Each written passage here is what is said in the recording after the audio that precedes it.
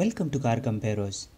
Today we'll be comparing the Hyundai Elantra versus the Honda City. So why are we even comparing these two cars? Over the last decade or so, the City has become a symbol of having reached the upper echelons of Indian middle class. The C-segment sedans have always been a bit out of reach for the City buyers. But now, with the advent of the all-new Elantra, thanks to its killer starting price, the next generation of middle managers might just have an elusive shot at looking down upon their Honda City driving peers. Pricing and features. The top-end manual variant of the Honda City, the VXO, retails for 13 lakh rupees on road Delhi.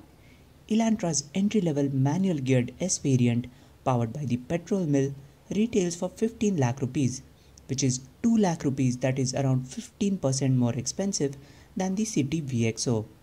That translates to a difference of around 3200 rupees in the EMI of a standard 5-year loan. The top-end City obviously has more features than the base Elantra, like fog lamps, automatic climate control, navigation, cruise control, push-button start and smart key, parking camera, electrically folding mirrors, electric sunroof, and leather upholstery. But hardly any of them are really crucial except for the parking camera. Surprisingly, even the base Elantra has quite a few extra features over the top-end City, like projector headlamps, auto-up anti-pinch windows, height-adjustable seat belts, automatic light-sensing headlamps, and cooled glove box. Reliability and after-sales service. Both Hyundai and Honda have proven that they are more than competent in providing great service experience in the past 2 decades in India. Both have excellent product reliability backed by an equally good after-sales network in the country. Honda is slightly ahead of Hyundai when it comes to affordability of service, while Hyundai is slightly ahead of Honda when it comes to the spread of its service network. But overall, it is no wonder that the cars from both brands hold outstanding resale value in the market thanks to their stellar reputations for after-sales support. Fuel efficiency. The Elantra petrol has an ARAI certified mileage of 14.6 kmpl for both the manual as well as the automatic variants, which is 2.8 kmpl less than the City petrol manual and 3.4 kmpl less than the City petrol automatic. In our real-world tests, the manual City was just under 2 kmpl more efficient than the manual Elantra, while the City automatic was over 3 kmpl more efficient than the automatic Elantra. The Elantra diesel manual has an ARAI certified fuel efficiency of 22.5 kmpl, which is 3.5 kmpl less than the City. However, in our back-to-back tests, the difference was just over 1 kmpl. Resale and cost of ownership. The City is bound to depreciate slightly lesser than the Elantra thanks to better fuel efficiency, its legendary nameplate, and due to the robust demand it has in the used car market. Overall, the Elantra S Petrol works out to be 1.8 lakh rupees, that is around 15% more expensive than the City VXO in terms of its overall ownership cost over a usage of 5 to 7 years. Similarly, the diesel-powered Elantra S works out to be just over a lakh and a half rupees more expensive than the City VXO diesel.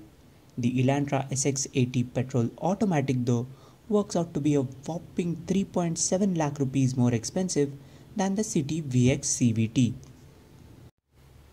Performance and drivability. The Elantra petrol really impresses on paper. It seems way more powerful and torquey than the City.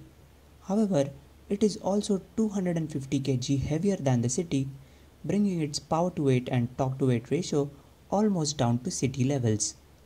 It is high time that cars in this segment started offering turbocharged petrol engines, especially given the fact that they are already being offered in much cheaper cars like the Bolt, Zest, Linea, Polo, etc. Regardless, both cars have excellent performance across the rev range as well as decent drivability around town. The Elantra impresses with its remarkably noise-free cabin, but when the revs rise, the engine does get a bit raucous.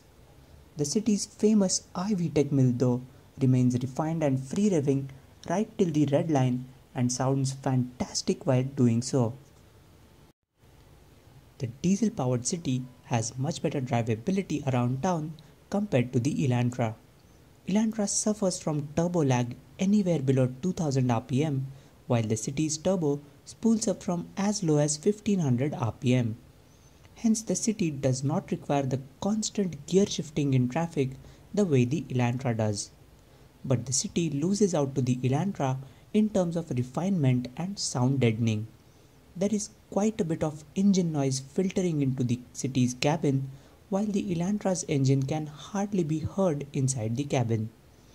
Once the road opens up, the Elantra easily outpaces the city thanks to the dollop of mid-range torque propelling the car forward without much effort, space and comfort.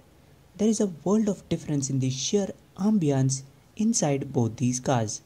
The Elantra's interiors exude sheer opulence and class, making the city's cabin feel Spartan, dated and cheap, which is ridiculous since the city itself has quite a decent cabin compared to other cars in its segment.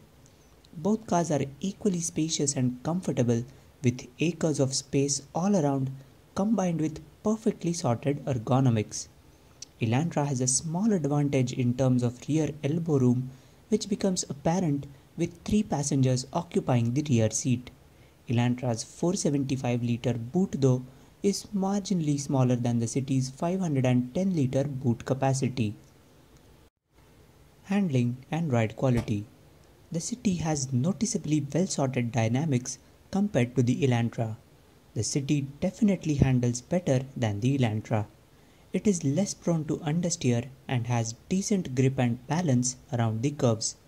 City steering, though not great, is still much more well-weighted and precise compared to Elantra's overtly light and disconnected feeling steering rack.